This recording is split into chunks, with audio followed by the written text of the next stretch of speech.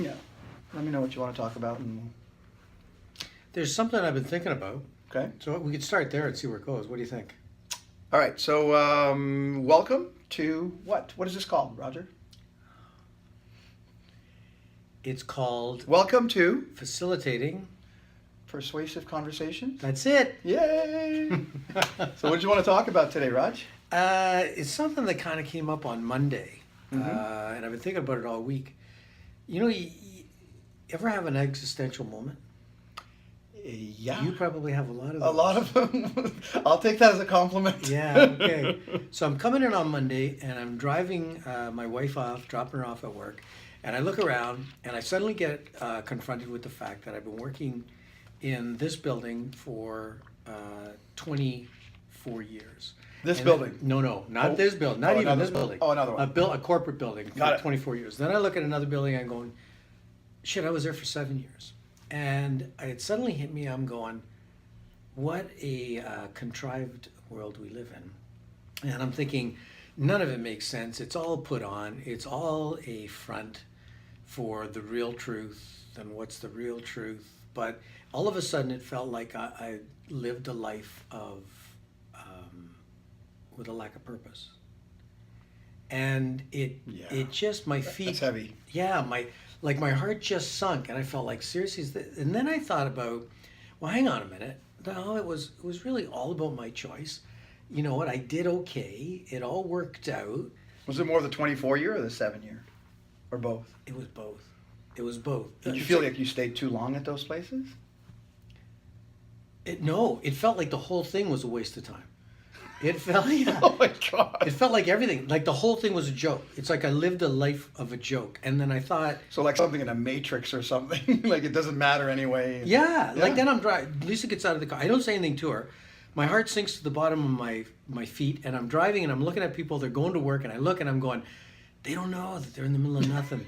They don't Does know. not mean it's anything. all bullshit. It's all crap, right? They're all tied to, because their mortgages, their car payments, the kids' Yeah. college. Yeah. They don't even know that. I don't even think they know They're that. not even thinking about that. I'm doing what I'm doing because I just got to do what I got to do, and I don't even know why, right? And then I That's started scary, thinking, man. I know, but then I started thinking, well, wait a minute. You know what? I'm pretty lucky. I did most of the things I did by design. Sure. And in the end, it all worked out fine. So it's not, it moved from a place of regret. But in that moment. But what's your definition of worked out fine? Right? Well, I'm just saying, we don't know what it could have been, right? yeah. So it's funny because we do all this talking about identification of where I am, where I'm going, gap, and moving forward. Yeah. But this is looking backwards. Yeah. And I'm wondering if looking Hindsight's 20/20 always. well, for sure, right? I should have done this, or maybe I could have done that. I could have been a great football announcer, right? Is that what Or- you wanted to do? Or a good bookie? No, not at all. But I could have made a lot of money on the horses, right? So then it hit me. I go, it's this moment of reflection where you have to, it comes out of nowhere. And I think everybody gets it. It comes out of nowhere. And in that moment, you decide, was your life of real value or importance, and where do you put it? Yeah, a life of meaning, a purpose, of Right. direction. Now, so we talk about stopping people and having them to think about it. So we force that moment of reflection in coaching, right? Yeah, that's what we do. And then people feel a little out of sorts in that moment. But can you imagine? There's a if- mini breakdown, you could call it that. Yeah. And what about if you have this moment of existentialism when you're not living a life that you want or a life that you love or you don't care about, and all of a sudden there is no purpose? Like I walked out of it unscathed, albeit beat up a little bit, because it took me a couple of days to shake it. But if it's a reflection where you go, this is not the life I wanted, this is not what if it's not the relationship I want, not the job that I want, not the where that I wanted to live, not the who that I wanted to be, like that could be absolutely Devastating. Yeah, I mean, I think a lot of people don't have the courage to look at every aspect of their life that way, right? And I think most people compare themselves to an idealized version of other people and not necessarily their past selves and their future selves, which is really the only comparison that matters. Like, I mean, if you look back at your life a year ago, did you make progress from there? Right. Is a better question. But when you compare yourself to somebody like, I don't know, Elon Musk, yeah, I didn't do anything with my life compared to him. Right. It's what it feels like. yeah. And but it's a scary. I've had that moment, and it's. I think it can be an impetus for change, though. It can light a fire under us. Say, okay, what really is important to me? I need to make some changes. Or a reflective moment where you're going, I'm okay, I'm on track. Yeah. Do you know what I mean? It's like a check. So then it happens. It's going to happen to everybody by accident, because I'm no different than anybody else. So it's going to happen to you by accident. Are you ready for that moment that it happens to you by accident? And then having the coaching and the conversations we talk about Right. actually prepares you For that. moment of existential. Now, I can't... Because you can reframe it, you can coach yourself through it, or... Yeah. But you were down for 2 days. Well, that morning, I felt like I was having an out-of-body experience, right? And I'm The thinking... clarity of it, or is it just the, I mean, because we've all had it, but it sounds like this one was really deep. Confronting. Yeah. And I've had it before where I had moments of it. So it's going to happen to you by accident. So, and it's not like, hey, take some coaching because we're going to prepare you for the existential moment that's going to happen. But you have no idea when it's going to happen, right? Right. So it's this thing where, and I think it's a place of empathy where I go,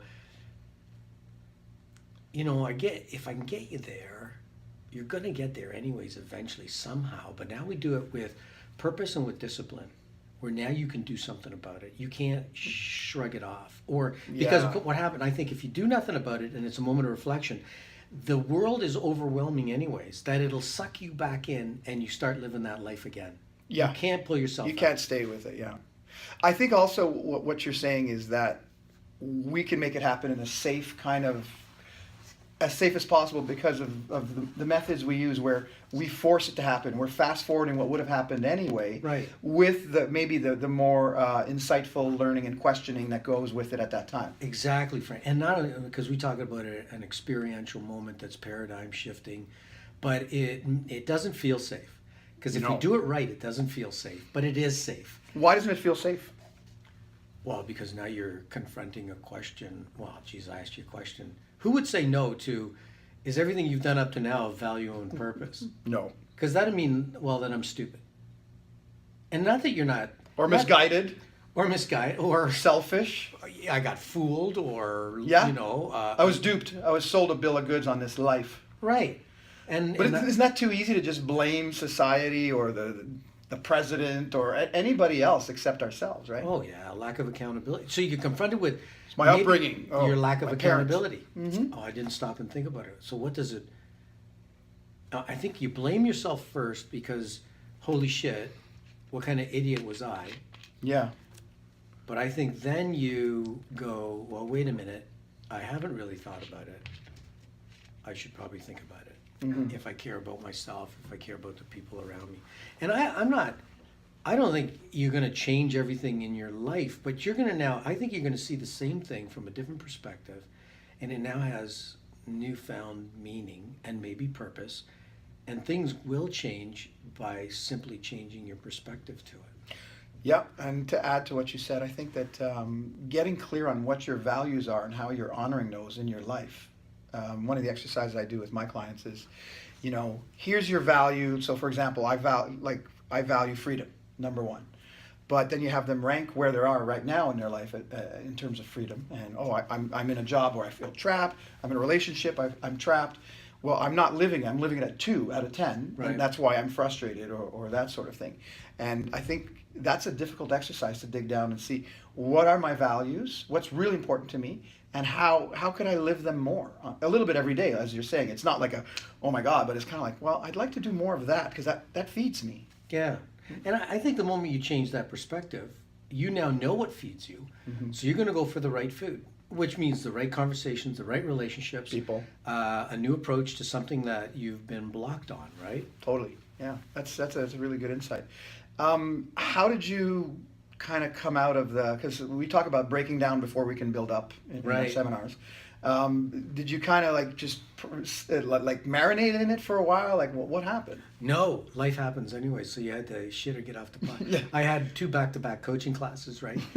But my first one, I thought, because coaching is all about being present. So I couldn't start my lecture, and my lecture was going to be on trust. And I thought, well, I can't start this lecture with, and I was really like, I was physically, emotionally, mentally still in this moment. Oh yeah. So I thought, okay, I had to let them know what I was present to. So I started talking about, accidental, existential moments in life.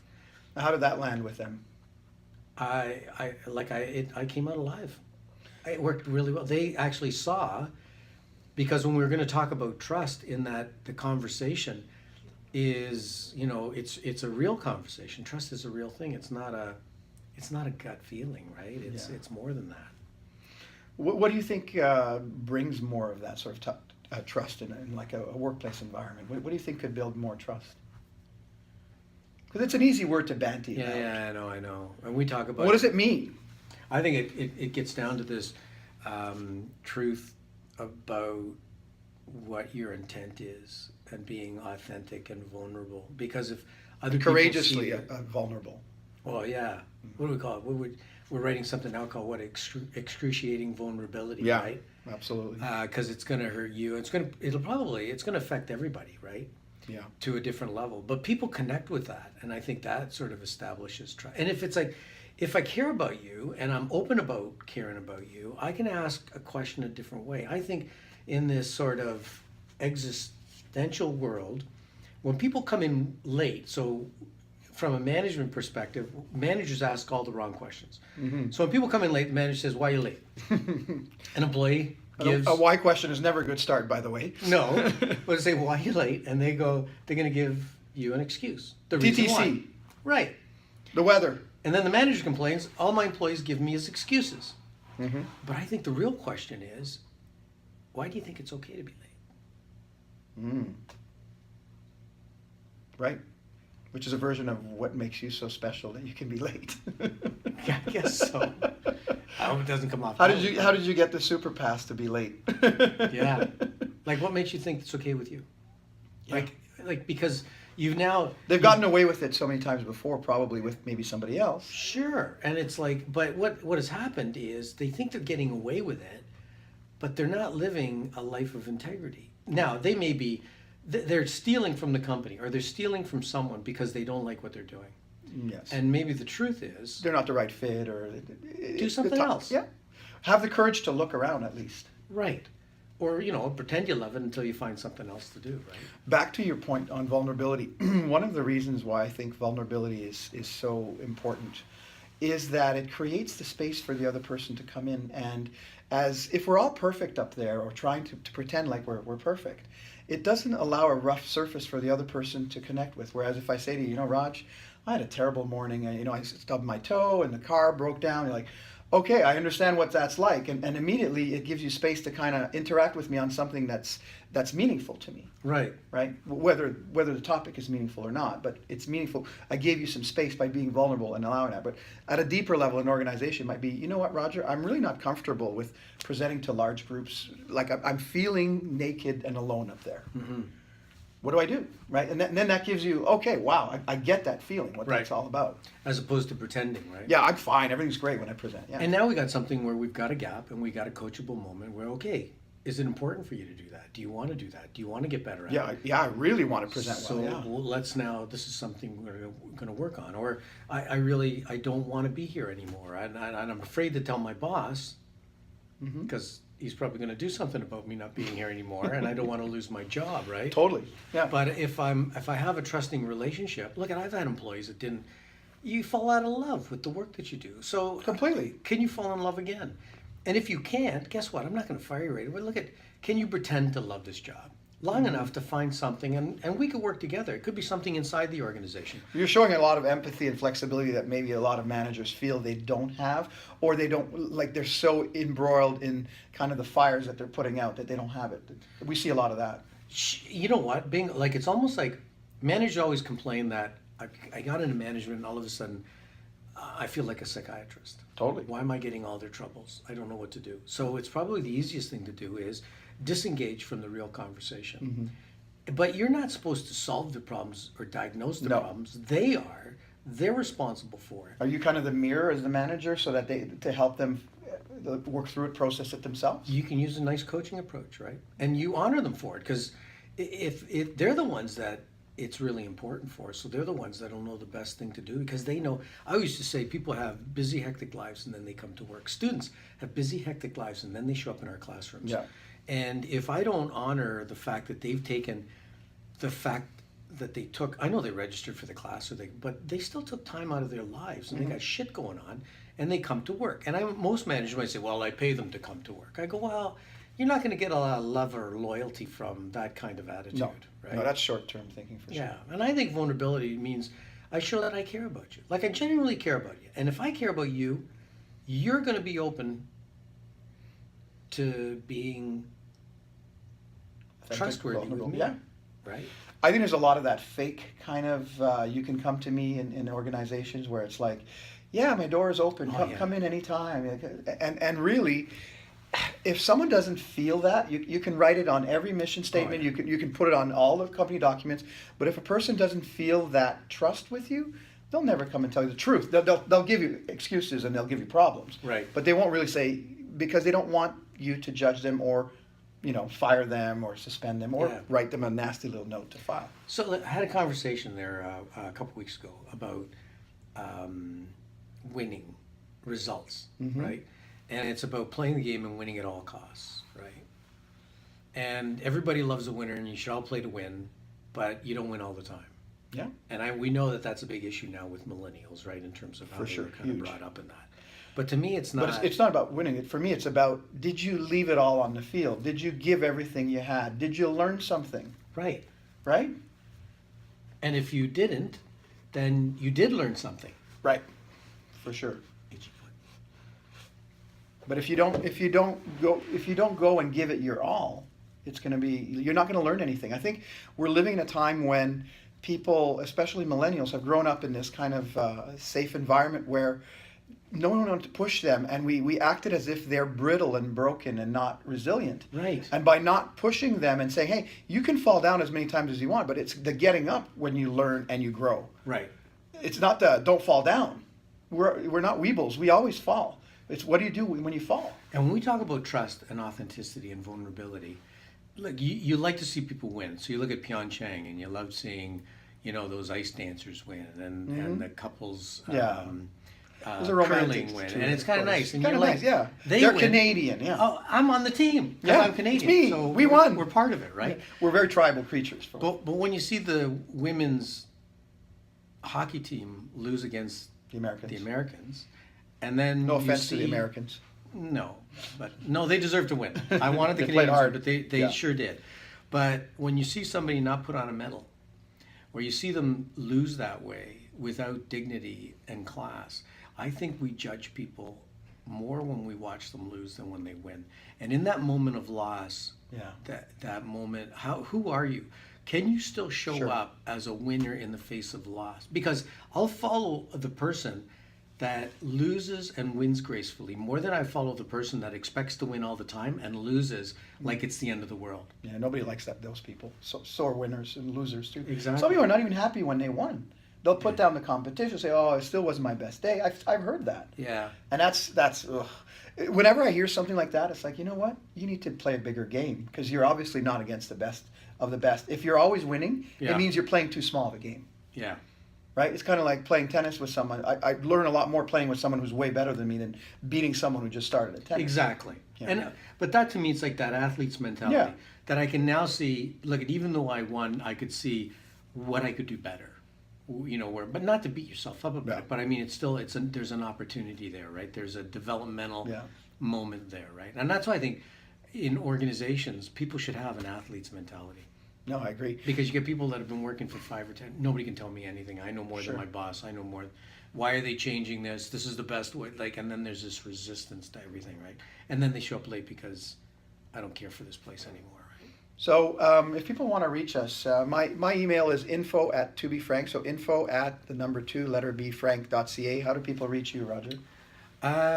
They can send me a text at 647-459-5102. All right, we'll see you again next time. Be powerful, have great conversations out there. Be courageous. Keep the faith. I'll tell you what that means Nice next chatting. time. All right. Bye-bye. Take care, Frank.